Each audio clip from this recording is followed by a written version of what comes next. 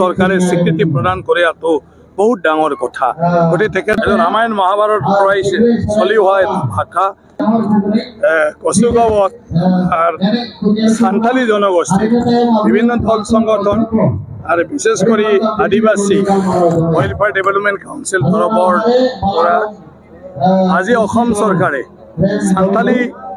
মাধ্যম হিসাবে যেটো স্বীকৃতি প্ৰদান কৰিলে আৰু সান্থালি ভাষা লিখাৰ ক্ষেত্ৰত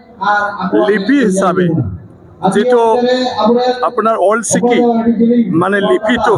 স্বীকৃতি প্রদান করে তার কারণে সরকারক ধন্যবাদ দিয়ার কারণে এই অনুষ্ঠান পাতিছে। ইয়া খুবই ভাল। সান্থালি ভাষা ভারতের এটা প্রাচীনতম ভাষার ভিতৰত এটা ৰামায়ণ মহাভাৰত পৰাই চলি অহা ভাষা আর এটা খুবই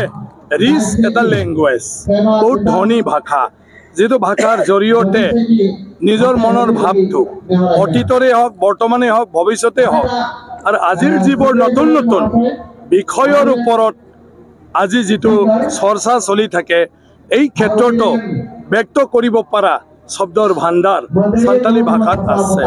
আৰু এই সান্থালি ভাষাক আজি অসম চৰকাৰে স্বীকৃতি প্ৰদান কৰাটো বহুত ডাঙৰ কথা। গতিকে তেখেতসকলে সেইটোৰ কাৰণে চৰকাৰক ধন্যবাদ জ্ঞাপন কৰিছে আৰু মই নিজেও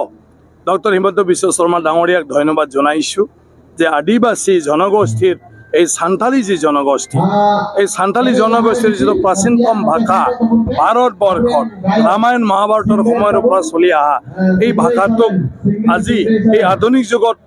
স্বীকৃতি প্ৰদান কৰিলে আৰু মাধ্যম হিসাবে সান্থালি ভাষাত পড়াৰ কাৰণে আজি সুব্যবস্থা কৰিলে। সান্থালি ভাষা লিখাৰ কাৰণে অল সিকি যে লিপি এই লিপিতেও স্বীকৃতি প্ৰদান কৰিলে।